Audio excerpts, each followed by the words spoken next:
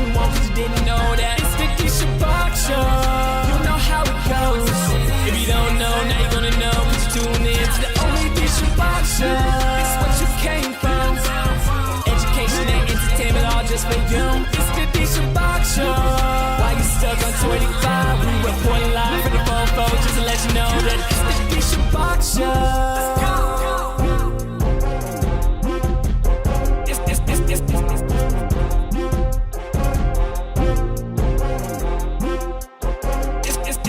the D Shabach Show.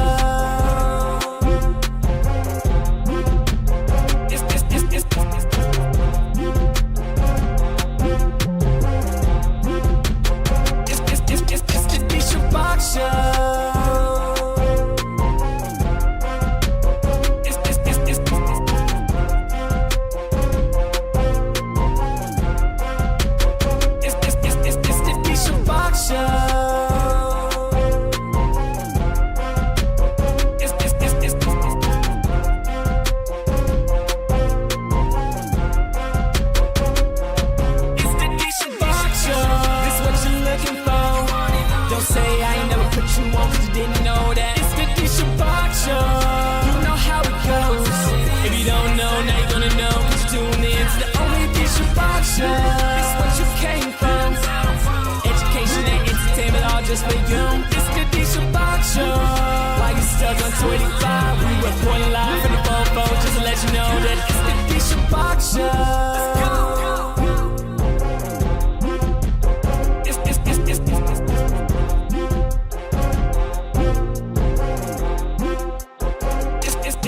the D Shabach Show.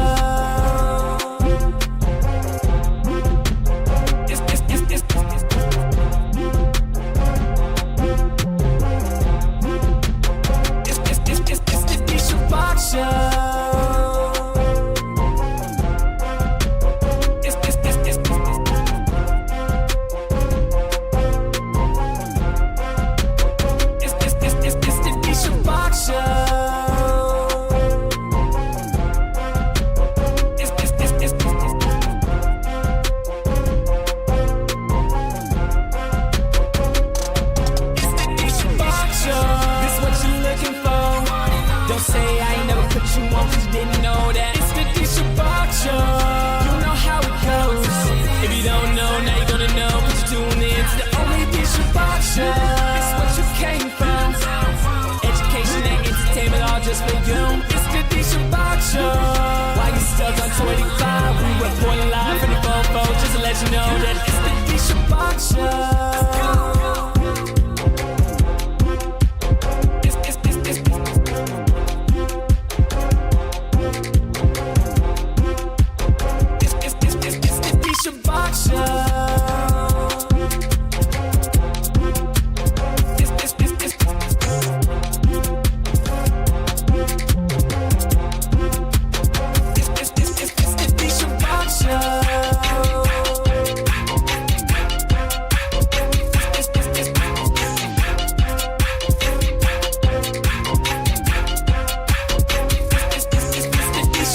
Show.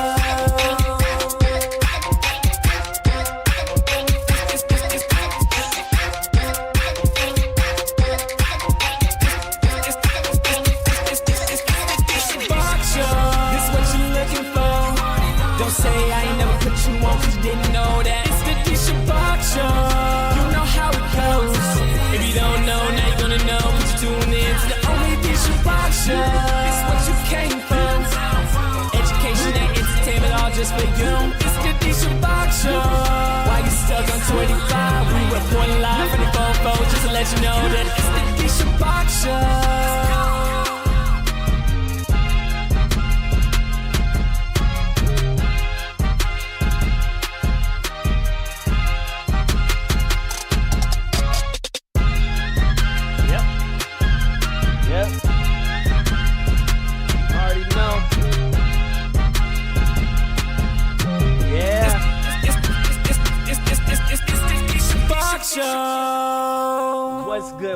What's good, people? Welcome to the D Shabach Show. If you don't know, I'm your main man, the host with the most, D Shabach from the 404. All right, I am feeling good. Things are working. Things are looking good. Woo! I feel good. I'm telling you, this has been a month and a half, pretty much. A month and a half in the making of trying to get this show together, of trying to figure out how am I going to do this. So if you've been keeping up to date with this process of mine, this is the first time that I'm doing a live podcast streaming show. Typically, I would set up the cameras, set up everything, and record. If I need to take out something, I can chop it out and edit. And then, whether I'm doing it with other people, I'm doing it by myself, the biggest thing was that I was doing it not live. So now, this is the first time I'm having to do it live. Then I'm doing a live show by myself. There's nobody else in the room, no producers, nobody who's doing the credits, nothing. I don't even know. But I'm excited because I'm like, finally, my vision is coming to life. There's a lot of things that I'm trying to do, and this is just one of them. This is just one of the mere things I'm trying to do, right? One of the reason why I'm even trying to do it like this is the long-term goal. And I really hope that other streamers and content creators understand this part. I'm trying to create something that, A, is going to be able to go beyond me, right? So a lot of times, content creators, we get selfish. We want to make things that's just us. Now, is this the D Shabach show? Yes. But it's only the D Shabach show because I'm by myself. Eventually, I will be bringing other people, but those other people will be a part of a different podcast. This podcast here, this streaming, is the D Shabach show. But making an image for myself, so therefore, people want to develop shows around me. People want to have me to host. People want me to do things. So therefore, I'm trying to create a sense of professionalism when it comes to the quality, right? What cameras I'm using, the quality of the audio, the quality of the graphics, and all of these other things that you're seeing around, right? I am trying to create something that is going to be professional worthy and make networks reach out to me, business partnership deals, all the stuff. So I feel good. Hopefully y'all be able to hear me correctly. I think so. I did a sound test earlier and it sounded good. Today's Friday the 13th. Ooh. I'm a Christian man, so I don't believe in those spooky things. Now, granted, Friday the 13th, back in June of last year, I got my first tattoos here, actually. And I think it was like a discounted price. Chipotle apparently had discount, like half off food, but it only was like from 4 to 5 or from 3 to 4. 1 hour here in Atlanta? Oh, them lines going to be wrapped around. Now, granted, if I was able to find a spot that nobody was going to, maybe. But even then, I'm like, that's crazy. It ain't worth it. I'm not that much of a Chipotle fan. But hopefully I got some good plans for the weekend. For those of y'all who have been tapped in, for those of y'all who are in the fo in Atlanta, weekly events is what I am doing. Every Wednesday, we will be going skating or bowling, right? And so we're going back and forth. So like the first and third Wednesday, we are going to go skating. Second and fourth Wednesday, we're going to go bowling. Now I'm going to be adding more events, probably starting next week. I'm going to add another event, such as doing something on the weekends. But, man, I feel good. I got some things behind the scenes that I've been trying to work on and make sure that I'm able to operate things smoothly. And I know it's really technical and it's like, oh my gosh, it's a lot. It is. So I feel good.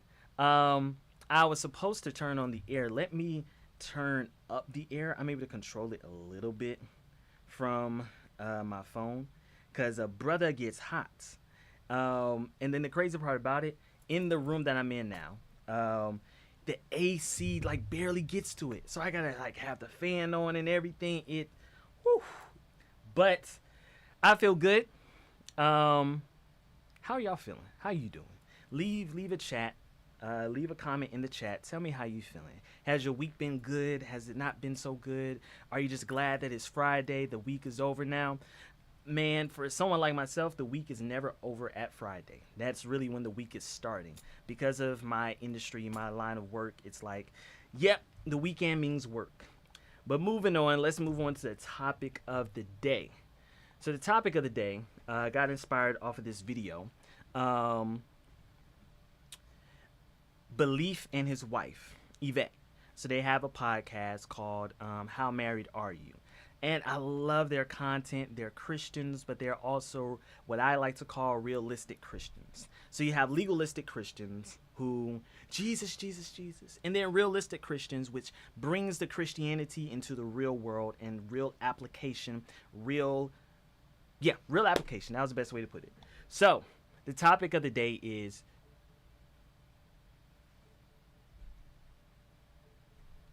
hear something. Okay.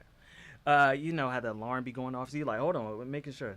It's just my mom walking in. But the topic of the day, should you give up something you don't believe is wrong for the person you want to marry? All right, let's see what they got to say. Let's see. Boyfriend of over a year recently made it clear to me that he couldn't be married to someone who drinks alcohol. Even occasionally, it's never been a secret that I drink socially from time to time. It was something he knew from the beginning of our relationship, but I think he assumed it was something I would eventually stop doing over time. I love him more than I love drinking. Giving up alcohol itself doesn't feel like the hard part. What I'm wrestling with is the reason behind it. I don't want to feel like I'm changing something about myself just to meet someone else's expectations, or that I'm doing it out of pressure rather than conviction. So my dilemma is this. Should I give up something I don't personally see as wrong in order to honor the man I'm dating in hopes of marriage? Or is that the kind of decision that needs to come from my own conviction? My boyfriend of over... So that is Miss Yvette. That is Belief's wife. I don't think they show Belief in that clip. Ooh, excuse me. But the question or the topic of the day is, should you give up something you don't believe is wrong for the person that you want to marry? Here's how I feel. No. But yes. But no. But yes, it's complicated. It's nuanced. So number one, when you decide to be with someone, you are accepting them for who and how they currently are. So many people get with people in the mindset to change them. I've done this. I think almost everybody is guilty of this with something, whether it's something small or something big. So you think that, oh, they're a homebody right now, but once we, get married or once we get into a relationship, they're going to want to go out and do things. No. Right? Oh, they like going out all the time, but once we get in a relationship, once we get married, they just going to want to chill. No. Right? Who and how someone is who and how they are, with or without you. Right? Now, this is where it becomes complicated. Because we are human beings, so we are constantly growing, we're constantly developing and changing who and how we are. So maybe in 2016, they were one way, but then in 2026, they're a whole different way.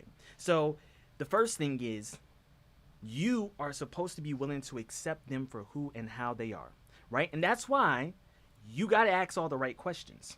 What is your view on going to church? What is your view on drinking? What's your view on smoking? What's your view on politics? What is your view on having kids? A lot of these things matter because you are able to answer yourself clearly, do I want to be with this person? And you allow for the other person to answer clearly, do I want to be with this person? Because they fully know who and how I am. I may change. I may have to shift and adjust things, but I do know that for the most part, this is who and how they are. Now, here's the thing.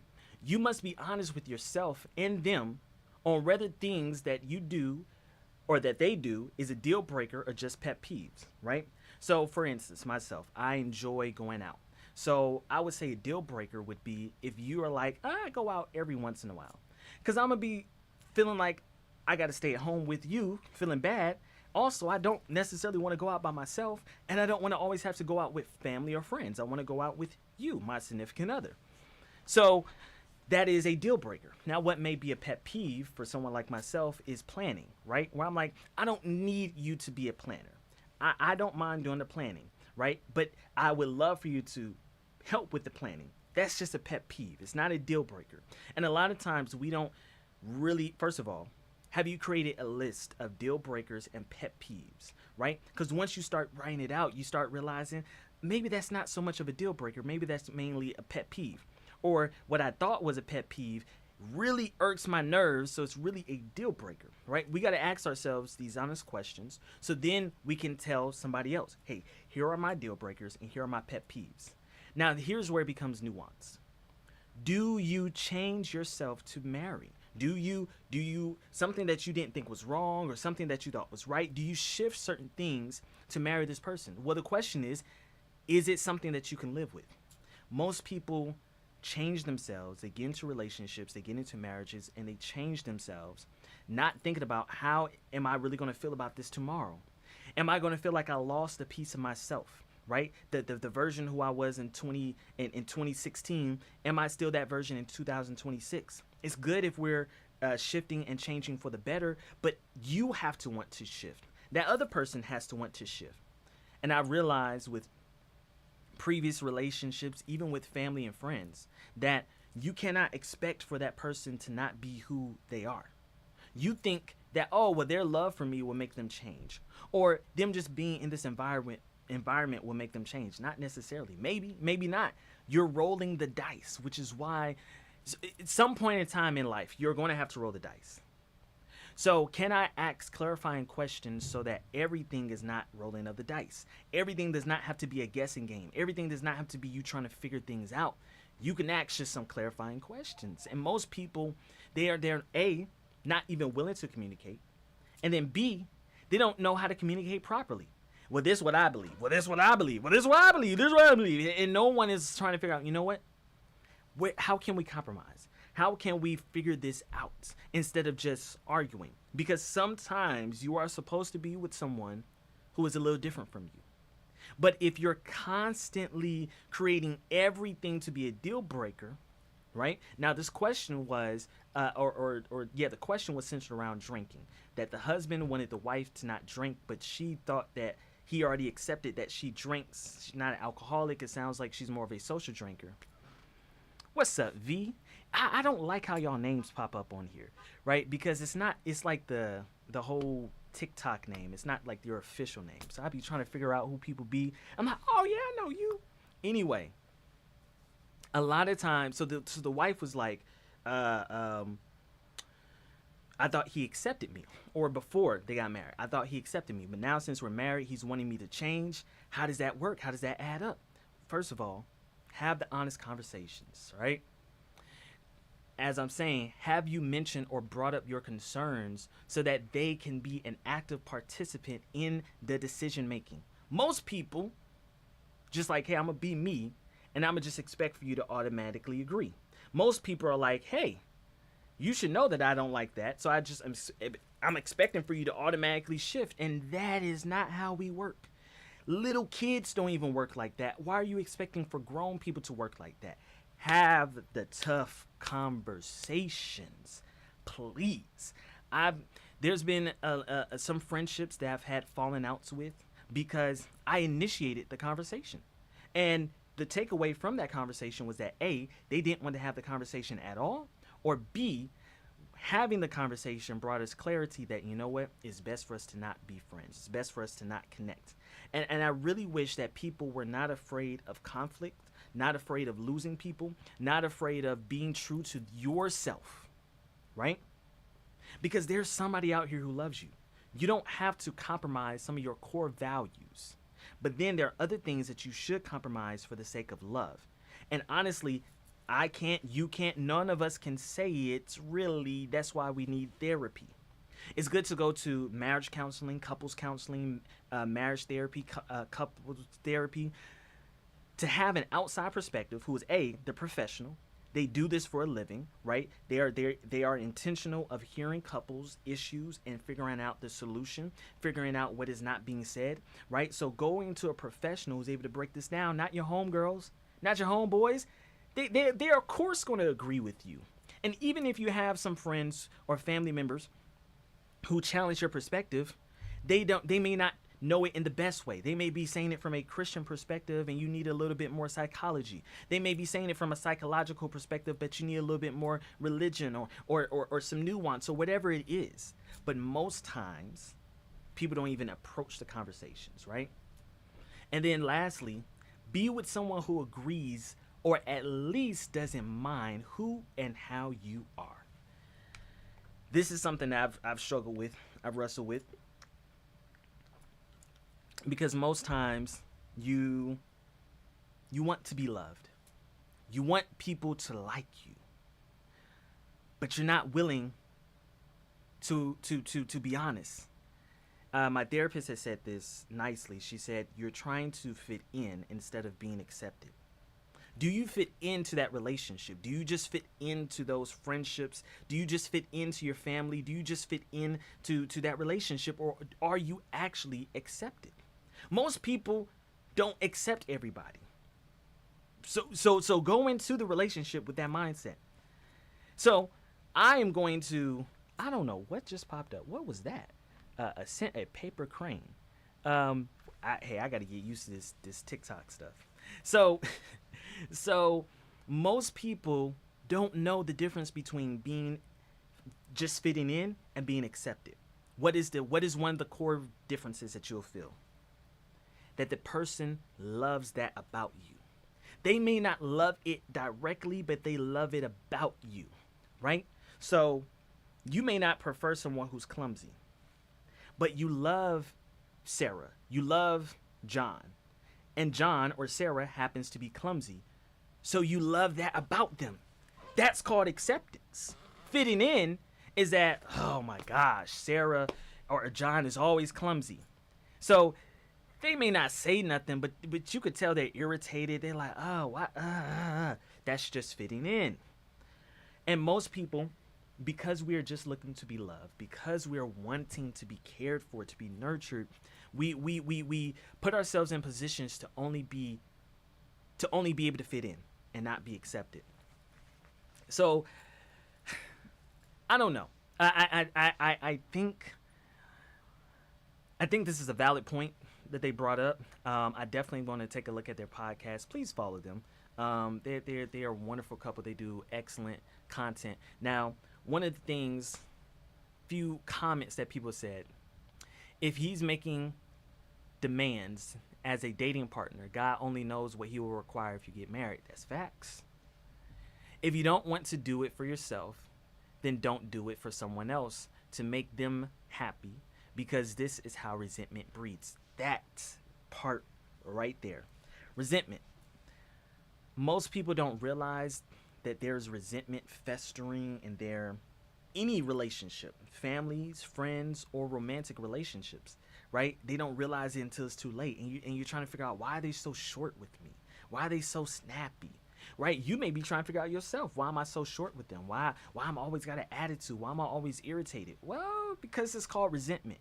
And resentment is a silent killer, right? Resentment, and I'm no expert on these things. This is just from my own observation. This is just from my own experiences.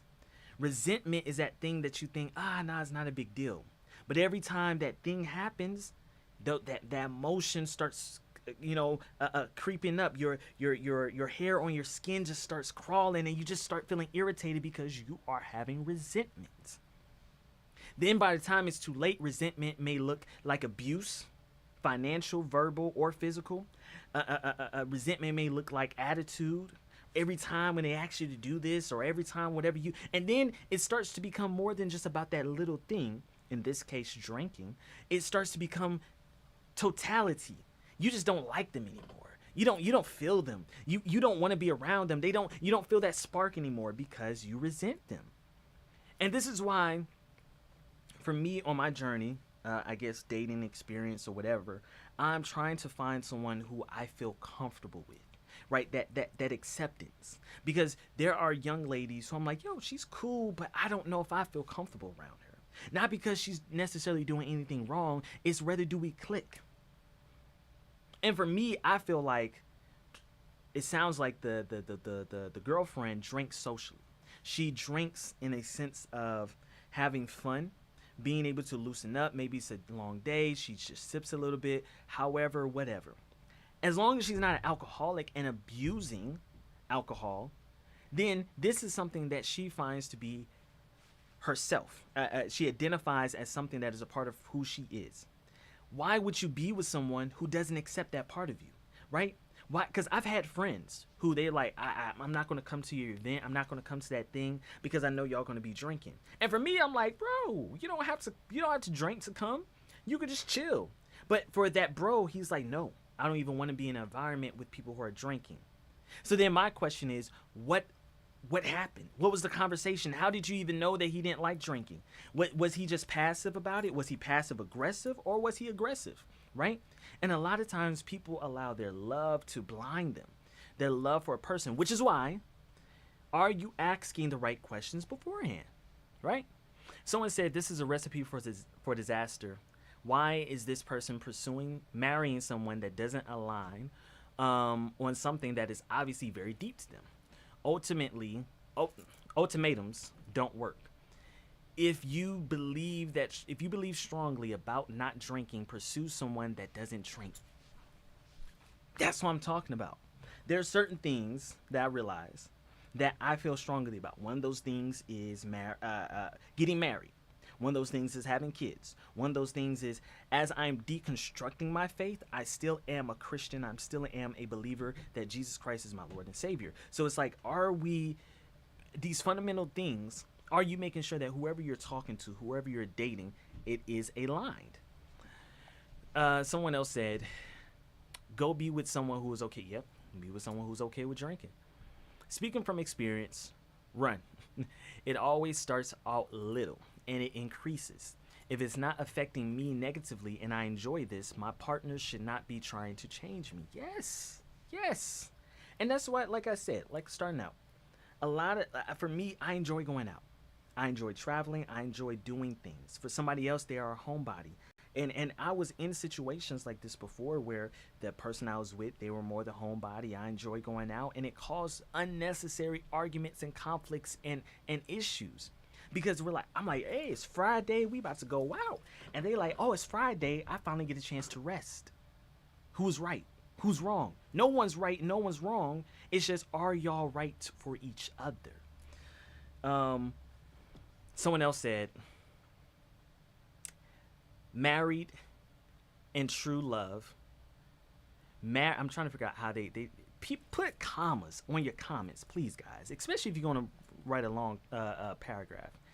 Married in true love and respect for a person comes with great sacrifices sometimes. But hey, date who accepts you and live how you see fit. Yeah. He's trying to control her. Sometimes you need a little drinky drink. That's what I'm saying. That's what I'm saying. Now listen, when I ask people, I'm like, hey, do you drink? Do you drink? Do you drink? Everyone says, no, I'm not an alcoholic. I don't do. I'm like, listen, I'm not asking, are you alcoholic? Do you have, bottles just sitting by your bed and you just, I'm not asking that.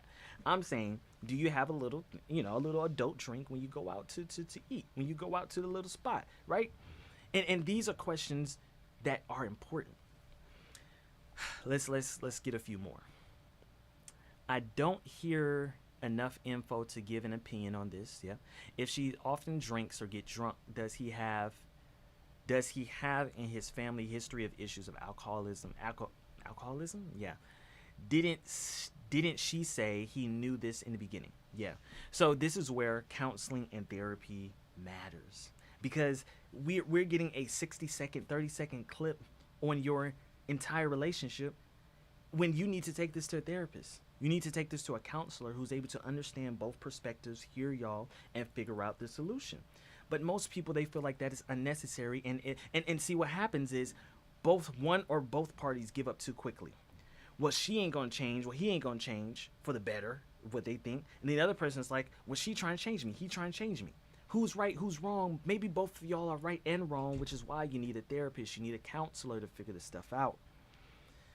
But anyway, my personal thing, what I plan to do, or what I've been doing, is you ask these questions ahead of time.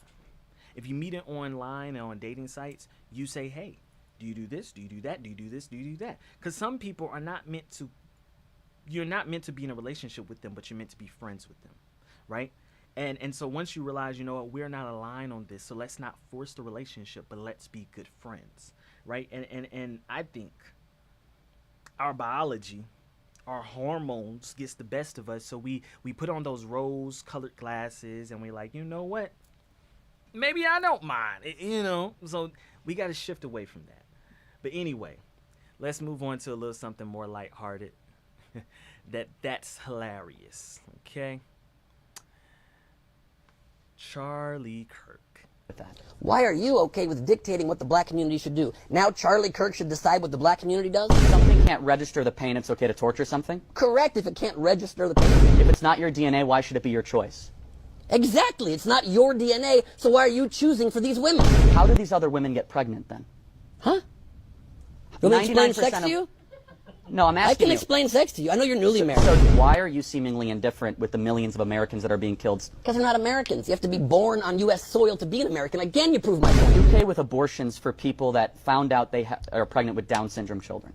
Fetuses with Down syndrome or fetuses without Down syndrome are not children. So you're going to a specific within the whole. But I'm arguing that all of them. How old are you, Charlie? 27. 27. How come you didn't say 28? Because I'll be 28 in 2 weeks.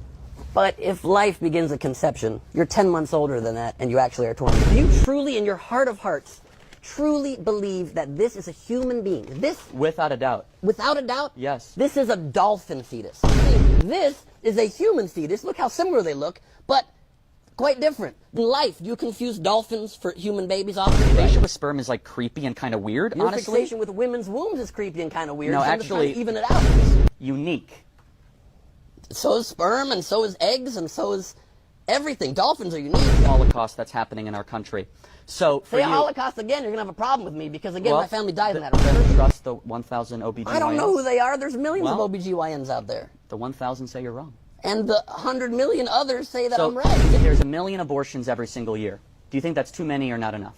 I think it's whatever the mother decides with her own family is the right move for their life, and it's none of our damn business. Out of convenience. But convenience is a word you use to frame it as somebody being irresponsible. Not being ready to bring Hold a on. child into So- this world is not convenience, it's smart family planning. You're forcing them to have it and sticking them further and further in poverty with no effort and no funding to help lift them out of that. But you care so much about babies that you think are dolphins.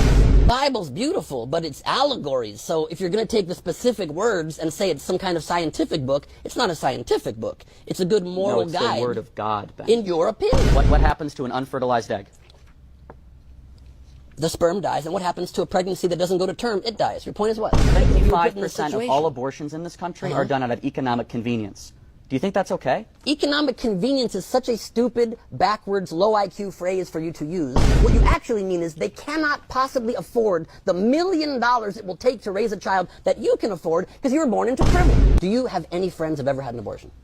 Yes. Why are you friends with murderers? What on earth are you talking about? You said you have friends who've had abortions and you believe abortion is No, murder. let me So be why clear. are I'm you glad- friends with I'm murderers? glad abortionists are the ones doing the No. procedure. You can They hire are a lied- hitman, can't you? They are lied if you hire to. a hitman, are you They guilty are of murder? deceived. They hired a murderer, in your opinion. Percent of all abortions are blacks. Why are you okay with that? Why are you okay with dictating?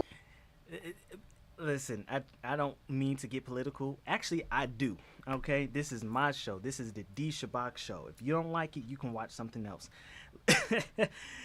Okay, first of all, as a Christian, Charlie Kirk holds about 10% of things that I agree with, right? But with anything, feminist movement, misogynist movement, whatever, there is a little truth in a lot of the lies, okay? And whoever this dude is, just flamed him. I think his name is Ben. Ben. We're gonna say Ben. Just cooked him. See, I loved it. This is intellectual comedy, okay? I love it. So he took every one of his talking points. Now, granted, don't get me wrong. It was just a nice witty comeback. Should it be fleshed out? Yes. And I'm sure they did a whole, like, these are just the clips. But it gets irritating so much when I am trying to talk to people, right, about whatever their belief is, Christianity, politics, or social things, and they're just so stuck on this thing. So I'm like, all right, bet. You want to play games? You want to go there? We could go there, okay? Don't play with me. You know, and this is where people say I start becoming like a a-hole or whatever. I'm like, listen, you went there. Don't go there if you don't want to go there. But I just found it to be funny. Especially because, you know, a lot of people are very confident in these views that don't make sense. Like, it just don't make sense. And when you take it out of that just little circle, it don't make sense. Anyway, let's get back down to business. Commentary. Should you give something? What did I say? Should you give up something? Hold on. What? Oh, I put the wrong thing. Okay. My bad, y'all. Just ignore that part. But here's the video that we're gonna do commentary from. Some of you're stuck on this idea, but wait, he did give us an ultimatum. Follow me or go to hell. It's incorrect. I keep seeing people share this video, and to be fair, I used to think exactly this way about hell. Upon further reflection, I realized I wasn't thinking outside of my box, because this very much is an ultimatum, and he will disprove his own point later in the video, and scripture does present it that way, whether we're comfortable with that or not. You can call it loving, and you can call it rescue, but you cannot say that it is not an ultimatum. We're headed to hell. God saves us from hell. Okay, this right here opens a massive philosophical and theological question that a lot of people circulating this video probably don't take the time to think about. We were headed to hell. Why? Most people who answer this question for me tell me that it's because of something I didn't choose. I didn't consent to it and I couldn't control it. So humanity is eternally condemned because of an ancient story involving a woman, a tree, and a talking snake. And we inherit guilt by default. If we were already headed to hell, the real question I would ask is, who decided that was the road? Here's an illustration that I think will help you. If you're at the beach in the ocean, riptide pulls you out to sea. I think it's important to mention for the metaphor that God designed the riptide and the ocean. You're out there, you're drowning. I think it's also important for the sake of the metaphor to mention that if God created everything, he also decided that drowning is the consequence of getting caught in a riptide that he created in an ocean that he created. You cannot get back. You cannot get to safety. You are drowning. You are going to die. And a lifeguard, a lifesaver, a savior comes and swims, risks their life, swims out to you as fast as they can. So God creates the whole system, right? He creates the ocean, he creates the riptide, he creates the drowning as the consequence of getting stuck in his creation. Then he offers himself as the only rescue. That's not a lifeguard responding to an accident. That's the entire system's designer presenting themselves as the only solution to the problems they created. And they throw that red thing to you and they say, grab the flotation device. And you say, or else what? And they say, or else you're gonna drown. And you say, oh no, don't be coming at me with an ultimatum, man. What are my other options? Did you catch that line? What are my other options? And it's treated like a ridiculous question because in this ridiculous metaphor it is. To me, this is the most revealing part of the entire video. This pastor cannot fathom that there could be other options. No alternative systems, no different moral frameworks, no other way reality could have possibly been structured. The question itself is mocked. I think I'm gonna go with you just because you say I have to, or I'm gonna drown? Who do you think you are? Right, no, this is somebody risking their lives to save you from drowning. Drowning is your impending reality should you not. Drowning is your impending reality should you not accept the message of Christ. This is where the irony becomes almost unbelievable. I'm just going to overlay the Merriam-Webster dictionary definition of ultimatum, and I'll let you do the rest. Because that is, by definition, an ultimatum. You don't get to say, this isn't an ultimatum, and then conclude with, believe, or your future is death. This isn't hidden, this isn't misread, it's believe or else. And this is the part that actually really upsets me, because this belief requires you to see your default state as drowning, death, broken, deserving of hell. Have you ever asked yourself, for what? For having a human nature that God himself created you with? For a finite decision someone supposedly made thousands of years ago without your consent? This theology trains you to believe that you are a worthless piece of garbage without God. That your existence itself is a problem that needs fixing and saving. If the metaphor begins with you already drowning, already condemned, already unable to save yourself, what kind of free choice is that? A choice made under the threat of death is not a free choice. That is survival. So to the people circulating this video, this shows that you've never really escaped the box. The box that tells you you're broken by default, that your existence deserves punishment, that eternal suffering makes sense from an all-loving, all-merciful God for finite humans and finite decisions and finite mistakes. And I'll end with this question for you. Why would you choose a belief system that requires you to think this way about yourself? It is an ultimatum, and he will disprove his own point later in the video, and scripture does present it that way, whether we're comfortable with that or not. You can call it loving, and you can call it rescue, but you cannot say that it is not an ultimatum. We're headed to hell. So I like a lot of her talking points. She had a lot of good perspectives, a lot of good things that she was saying. But one of the issues that I have is when it comes to Christians' answers, right? So listen, I love when, I'm sorry, this is one of the issues about doing live recording or content and everything. You live in a neighborhood, like there's a motorcycle that's driving by, and it's a motorcycle, so the speakers are just outside. So anyway, I don't know. Am I alone? Chat, tell me, am I alone with this? When I'm trying to talk and think, I can't have any other noise around. Now, granted, yes, the air and things can, obviously some type of noise, but like loud music or the TV going, like I need all that turned off before I could talk. And everyone, like my family and friends, be like, "Oh my gosh, Bach, you just being so extra." I'm like, I'm not. I don't know. Maybe it's just my neurodivergentness. I don't know. I need a little bit of silence to be able to focus. And like I'm telling you, like there's this loud, I don't know if y'all can hear it. There's a loud motorcycle that's just outside. And it's like it's like it's right outside the door. Goodness. Anyway. I love it when people, Christians, are asking the important questions, right? Because the Bible itself is filled with the answers to questions that God people had, right? A lot of times people say that, oh, you're not supposed to question your faith, or questioning is a lack of faith. No, it's not. You read the Bible, it's literally God answering all of these people's lack of faith. He's literally answering the questions that they have. Because a lot of the questions are very specific to the particular time and situations, while other questions were more timeless. For instance, when God told Abraham that he was going to make him father of nations, that was not God telling you and me and everybody else that, oh, he's going to make us fathers of nations. He was telling Abraham that specifically in his moment of doubt, in his moment of lack of faith. This is what God was telling Abraham to encourage him. And then there are other things that is more general, right, that is timeless, such as, for instance, Romans 8:28, all things work together. Can y'all see that? All things work together for the good of those who love the Lord and who are called according to his purpose.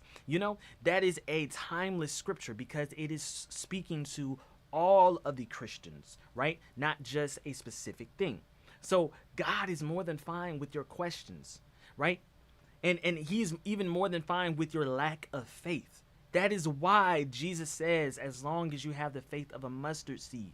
And a lot of people don't even know what a mustard seed looks like. It's very, very small. Meaning, you know how like a lot of preachers or Christians would be like, you would have got the job, or the person would have died if you believed hard enough, right? And a lot of times they say it in real time. They'll say, God will bless you, God will do this, God will do that if you believe enough. You don't believe enough.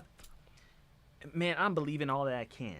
And the last I checked, Jesus told me I just need the faith of a mustard seed. So excuse me, right? And then here's the thing. And I would say here's one of my biggest things. I know we may feel like, oh, talk about what she was talking about, but here's the thing. She unpacked it enough, right? And I would love to bring on an apologist or a theologian to talk about what she was saying and to really unpack it.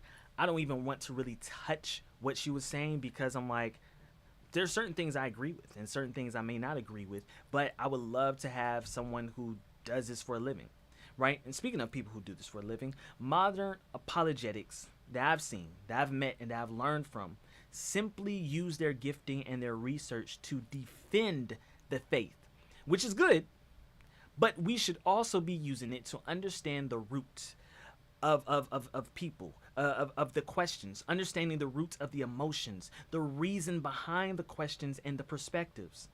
You see, I've seen a lot of people like D1, Preston Perry, Dr. Eric Mace, The Truth, and so many others who are on social media or who have platforms, online or in person, who they tend to only defend, but they don't tend to feel what the person is saying, right? Like this young lady.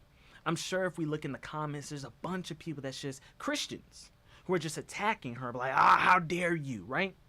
And then I heard Dr. Eric Mace in one of his videos. He had said he was responding to this young lady who was talking about African spirituality and why Black Americans should not be Christians. And what he was responding to her with, the knowledge was good. He was debunking some of the things that she was saying was facts, and he was debunking it with his research and what he knows to be facts. But I had an issue with how he did it. He allowed his emotions to get the best of him. So my thing is, cool, great. You have 100, 1,000. You have 1 million Christians who agree with you. But what about all the atheists? What about all the agnostic? What about all the Christians who are weary in their belief, right? They're like, yo, she's kind of saying some things that may be right. She may not be completely correct, but she's saying some things that are kind of right. How do you wrestle with that, right? And my thing is, you wrestle with it in the same way that Jesus wrestled with faith with his disciples and followers, right? See, what happens is I say that there's a 3-tier way in how God dealt with or Jesus dealt with certain things. In the New Testament, specifically Jesus, there's a way that he talked to the Pharisees and Sadducees. There's a way that he talked to his disciples, and there's a way that he talked to just the followers, the people who were in the crowd, right? Who didn't really have an allegiance to him, but they were listening to what he was saying, right? He was very strong and very direct and even very aggressive with the Pharisees and the Sadducees. Why? Because these were the leaders who knew better. They were the theologians of that time. They were the ones who were studying in the synagogue all day, every day, voting and making decisions based upon theology. So they knew better. Then the disciples were students of Jesus, right? So God or Jesus was graceful to them with certain things, but then he's like, yo, I'm expecting y'all to have some of these things together. You a little faith, right? When he's on the boat and he's like, the disciples were calling for him and he's like, don't y'all know who I am? Y'all should be good. Y'all should know that we are fine. We're going to make it out of this storm alive. And then it was how he spoke to the followers, just the regular people. I know I'm supposed to move on, but I want to finish this topic. Then there's a way that he spoke to the regular people. And that is where we get a lot of the parables. Oftentimes those parables was when he was speaking to crowds, right? He was speaking to Jewish people, he was speaking to Greek people, he was speaking to Romans, he was speaking to all different ethnicities and cultures. So he used parables to get across his point. Why is this important? I want to challenge all of these theologians, all of these apologetic people or apologists to understand who you are talking to.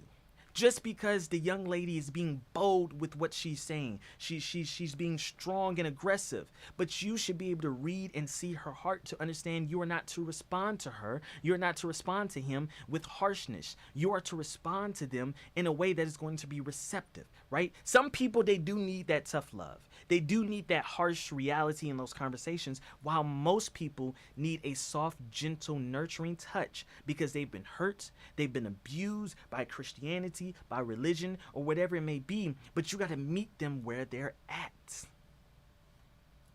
Let's move on. Trending topics. I love it.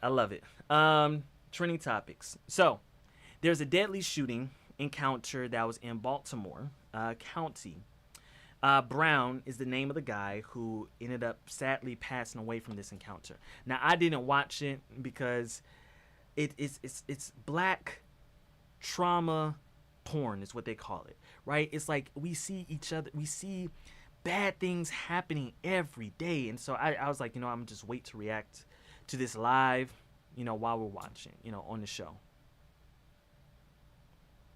Oh, if I can pull it up. Did I put the wrong link?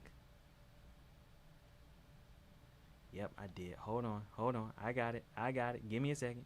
Give me a minute. Hold on. It's right here. Okay, let's pull it right here. Boom. Y'all see it now.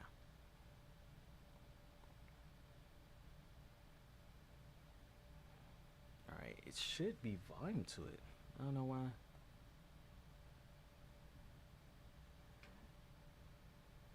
Does not contain. Get in your car. Get in your car, sir. I'm glad I have have your car, sir. I'm glad I'm. Get in your fucking car, sir. Get in your car.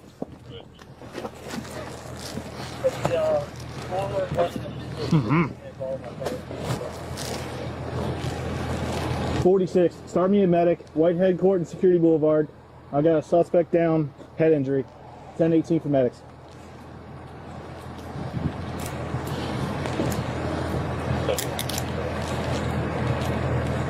I'll help you out.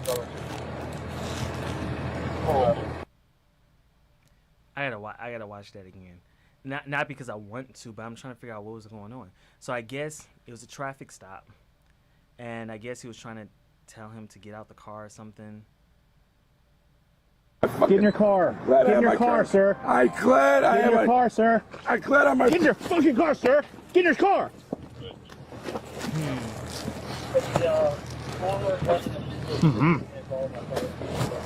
This is a touchy one. This is a touchy one. I've been in several debates with friends and with family members when it comes to topics like these. It's a touchy one because we have too many incidences of police officers very clearly in the wrong, killing black women and black men. Right? And then we have incidences like this that is tricky. So the officer did not pull out his taser or his gun, right? He didn't even pull out his stick thing. So the Brown, the suspect, was slapping his hand down. So he did it 3 times, and third time is when the officer pushed him. I'm assuming that the officer did not assume that he was going to fall the way he did. It seems like Brown may or may not have been intoxicated. I don't know Brown, so I cannot say whether or not. But it feels like one of those tragic situations. And what do we want? What is supposed to happen, right? Someone said, "Rest in peace, but this isn't a battle for us." He absolutely started that. There was no malicious kill. That was a preventative accident. Someone else said that man was drunk and attacked an officer. Another person said, "Why was he swinging at the cop?" I think it's crazy to ask why a drunk man is reaching for an officer touching him. Distortion and intimidation. Distortion? Yeah, I guess, I don't know. Distortion and intimidation were at an all-time high. There is no excuse for the amount of force used when there was no attack. The officer touched him first. I don't care. It's called, see, this is where it starts getting tricky, right? Just because they're drunk, I'm supposed to remain, I can't start cussing people out at my job just because they're drunk. I'm supposed to remain calm. And see, this is where it gets tricky. So what is the procedure? And this is why I commend the cops who, like she's saying, they do stay calm. I saw this very sad video. I may play it on the show. I don't know.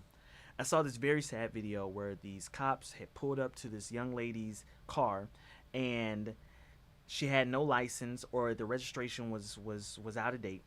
She had no actual license card on her, and it was like something else. And so their officers was trying to calmly get her out the car. She kept saying no. Like, hey, roll down your window. No. Cool, they bust the window to go ahead and start reaching and pulling. Now this was for like a good 5, if not 10, if not 15, because you know how they cut it, they chop it down. They did it for a good minute of trying to just let her come out on her own. Once they started trying to get her seatbelt off and they bust the window and trying to pull her out, she zooms off and goes on a chase. They go for probably about 10 minutes. Then boom, she hits a car in an intersection and end up killing the 2 people who are in the car. Not injuring, killing, straight just death.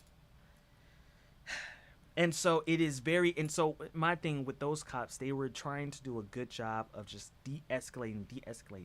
I feel like the officer was 50% wrong, if not 75% wrong, because it's like the guy was doing the most, right? He was drunk, he was doing the most. I feel like the officer, he should have gotten potentially into a scuffle. And here's what I mean. Just go ahead and put him in cuffs. Reach for that hand, grab this hand, pop the cuffs on him.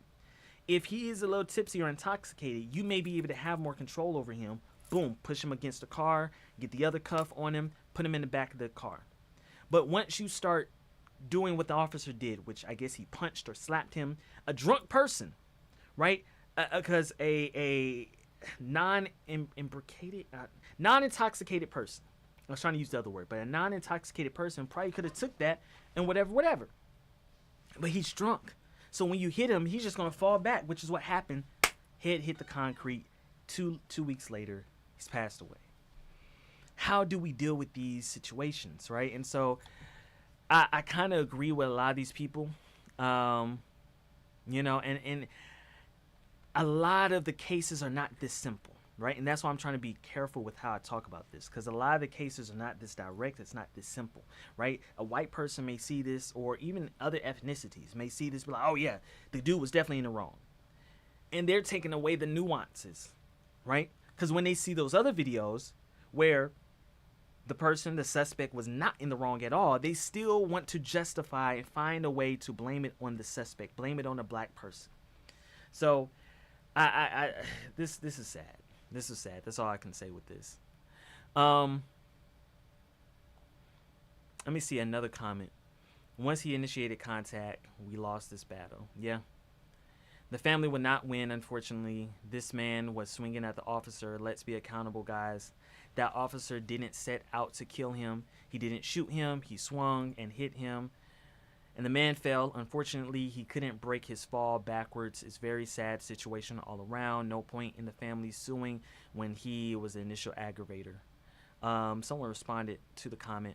Doesn't matter. They are trained to handle those type of situations. You don't throw hands like a civilian. Y'all don't know stuff about the law. Exactly. They are trained. Once he hit the officer had every right to hit him back. When are y'all going to learn accountability? And so this is where, one guy is saying that he knows the law. The other person saying in the comments, they know the law. Do we? As a Second Amendment holder, I'm like, I only felt comfortable with being able to use my Second Amendment. I'm trying to be cautious, I guess, because of social media and everything. I wanted to know the information before I got the ability to use my Second Amendment, right? I wanted to know the state laws. What are the laws here in Georgia when it comes to carrying? As y'all know, here in Georgia, it is an open state, open carry state. Thank you. But other places it's not. So knowing the law, right? Can you have a gun on you in the car? Can you not? Like I know in Chicago, well, not Chicago, Illinois, the whole state, it's very strict. Very strict. Up in New York and in Illinois. But like in some of the southern states, Texas and Georgia, Tennessee, they're a little bit more lenient. Because I know the law. Not because I did some research, not because I'm a lawyer. I just looked it up on my phone, right? And a lot of us, we like to say that we know the law when we don't. And then things that we should know, we don't know, so we can stand up for ourselves, right? I saw a video, I'm going to do it next week or whatever. This lady who was getting a ticket smacks the ticket out the officer's hands. He was trying to give it to her. She smacks it out the window. And it escalated. And it's like, why would you do that? Just take the ticket. Regardless, you're going to get the ticket. Now you're going to go to jail and still got to handle the ticket situation. So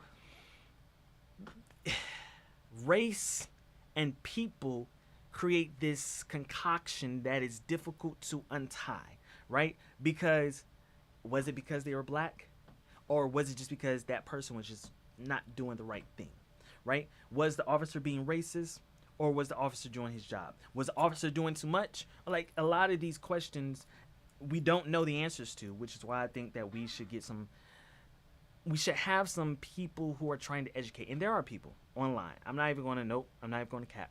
There are people who they dedicate their whole channel, their whole thing to educating people, So watch those things. I don't know, But let's move on. Let's have some inspiration. If they like you, everything is free. If they don't like you, everything has a fee. If they like you, everything is clear. If they don't like you, they disappear. Do you think their dream person will sit there confused about where they stand? No. So move on.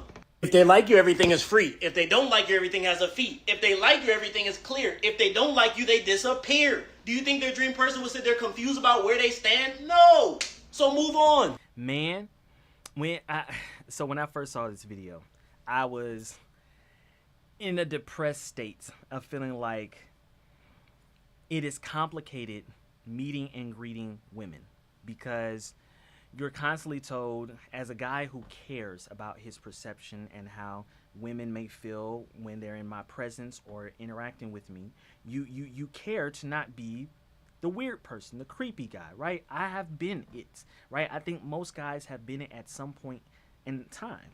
So I'm like, well, I want to give this young lady space if she's needing space, but at the same time, if she's just not interested, she's not interested. But then this other lady, she's like, I need a man who gonna pay for all this. But then you got this other girl who's like, well, no, I'm fine with just us going and doing this, or we can go Dutch or whatever. It's very confusing.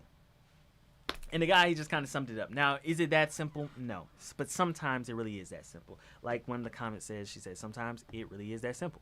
And I'm like, right. Because if I don't even take Michael B. Jordan, the celebrity. If I'm just regular Michael B. Jordan, and I slide in your DM, you really gonna leave me on red, right? You really going to, and that's what you gotta realize. And then I realized, oh, the girls who do like me, they don't mind A, B, C, X, Y, Z. And the girls who like, that's the ones where it get a little complicated. And it's not just men towards women, it's women towards men, right? When that man is really interested in you, he gonna be like, hey, we met on Sunday, I want to take you out by next Wednesday.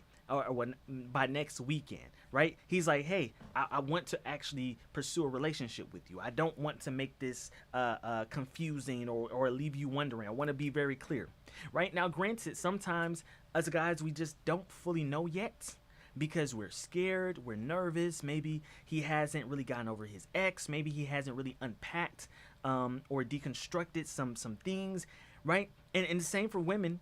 And this is just a human thing. So yeah. So my inspiration to you guys with this, go. It's kind of like what we were saying from the beginning. Go where you are accepted, not just where you fit in. There are a lot of girls. There's a lot of guys who will entertain. They will entertain you up and down. They will let you pay for whatever. They will let you smash whatever. They will do this, they will do that, but they are not really into you, right? It's confusing. And here is, like I said from the beginning, if you are confused, it is more than okay to get clarity. And when you reach out to get the clarity and they're saying that you're doing too much,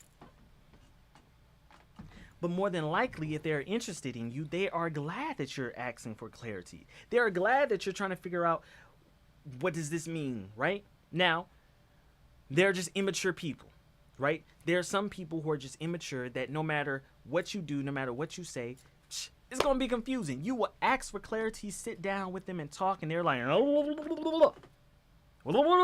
like, what are you saying? I don't know. You're not making sense, and I realize you can't make sense out of something that don't make sense.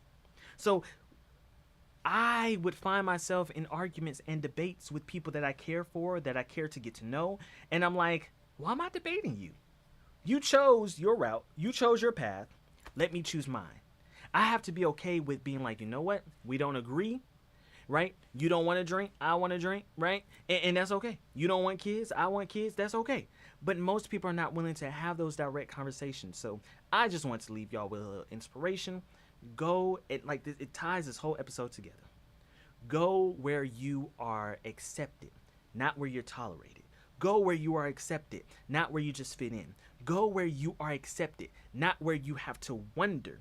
Because people will make it very clear when they love you, when they like you, when they want you, and when they need you. But if it's confusing, don't run away, ask clarity, and then from the clarity, you got your answer. So that's my little inspiration, my little 2 cents for y'all. I appreciate y'all for tuning in. It has been a successful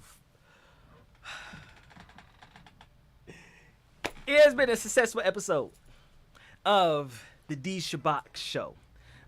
Every Monday, Wednesday, and Friday, I will be live at 4 p.m., 4 to 5 p.m. on TikTok, on Twitch, and on YouTube right now. I will eventually bring it to Instagram Live and to Facebook Live. Right now, I'm just trying to start. We're starting. Whether I got 1, 2, 3, 4, 5 people in the chat, it's eventually going to grow. All right. So I love y'all. Stay safe out there, whether you're in Atlanta. Some of these, we're not trying to call them this, but some of the young nigglets, they be doing too much. Y'all be doing too much. Like, I'm going to the fair tomorrow, and I got to go at 2 p.m. I'm not going at night. Last time I went to the fair, I told y'all in the last episode. Last time I went to the fair, boop, boop, boop, boop. No, not again. No, sir. So please stay safe out there, y'all. And it's getting warm. Sundress season. Shit. Sundress season. See y'all later.